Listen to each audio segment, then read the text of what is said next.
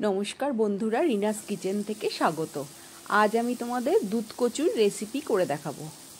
প্রথমে আমি দুধ কচুগুলো কেটে নিয়েছিলাম, সেগুলো তোমাদের দেখানো হয়নি। এবার আমি কুকারে এগুলো সেদ্ধ করে নিলাম। খুব অল্প জল দেব, দিয়ে ভাপিয়ে নেব। এটা জল বেশি দেয়া যাবে না, কারণ এগুলোর ভেতরেই জল থাকে, এগুলো জল বেরিয়ে যায়। কুকারে দিলে কি হয়, ভাপে আরও জল বেরিয়ে যায়। দুটো সিটি দিয়ে নামিয়ে দিয়ে আর এবার মিক্সিং জারে আমি সর্ষে আর পোস্ত প্রথমে ড্রাই অবস্থায় গুঁড়ো করে নিয়েছিলাম, তারপরে এর মধ্যে লঙ্কা দিলাম আর নারকেল কোড়া দিলাম আমি। এবার একসাথে এটাকে পেস্ট করে নিলাম। এবার আমি 200 গ্রাম মতো চিংড়ি মাছ নুন হলুদ মাখিয়ে প্রথমে কড়াইতে ভেজে নেব। চিংড়ি মাছ দিয়ে করব এটা। অল্প তেল দিলাম, কারণ অল্প চিংড়ি মাছে তেল না দিলেও চলে, জল বেরিয়ে ভাজা হয়ে যায়।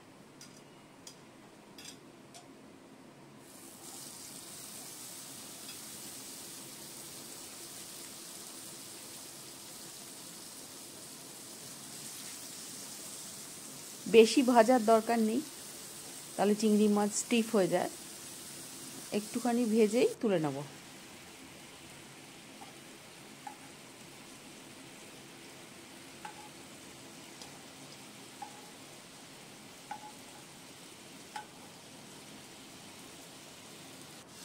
এবার ওই তেলটার মধ্যে আর একটু তেল মিশিয়ে দিলাম।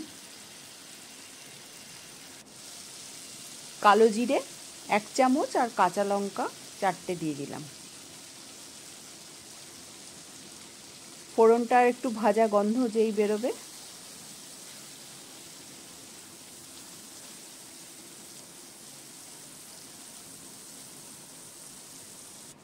কচুর শাকটা দিয়ে দেবো। কচুর ডাঁটাগুলো আমি ছাঁকনিতে রেখে দিয়েছিলাম জল ঝরানোর জন্য। এটাকে খুব ভালো করে ভাজতে হবে কচুর ডাঁটাগুলোকে, না হলে অনেক সময় না গলা ধরে, কুটকুট করে গলা। ভালো করে ভাজলে সেইটা আর হয় না।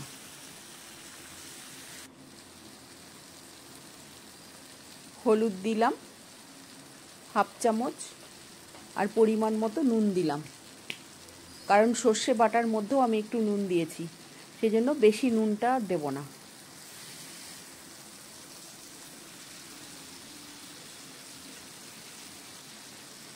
এবার সর্ষে পোস্ত আর নারকেল বাটাটা দিয়ে দিলাম।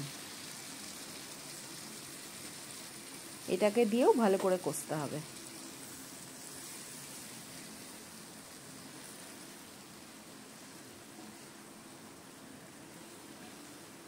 যত ভাজা হবে তত ভালো, একদম জলটা শুকিয়ে গেলে ভালো, না হলে অনেক সময় গলা ধরে।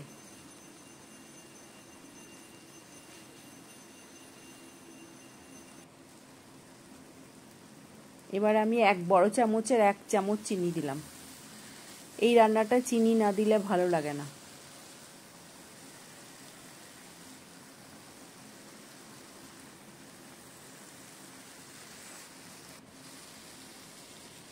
এবার চিংড়ি মাছটা দিয়ে দিলাম। চিংড়ি মাছটা এর সঙ্গে মিশিয়ে ভালো করে ভাজা ভাজা করতে হবে। তোমাদের যদি রেসিপিটা ভালো লাগে আমার চ্যানেলটাকে সাবস্ক্রাইব করো, লাইক ও কমেন্টস করো। খুব ভালো করে কষিয়ে নিতে হবে। খুব বেশি গ্যাস বাড়িয়ে করার দরকার নেই, তাহলে পুড়ে যাবে। আমার রান্নাটা কমপ্লিট হয়ে গেছে।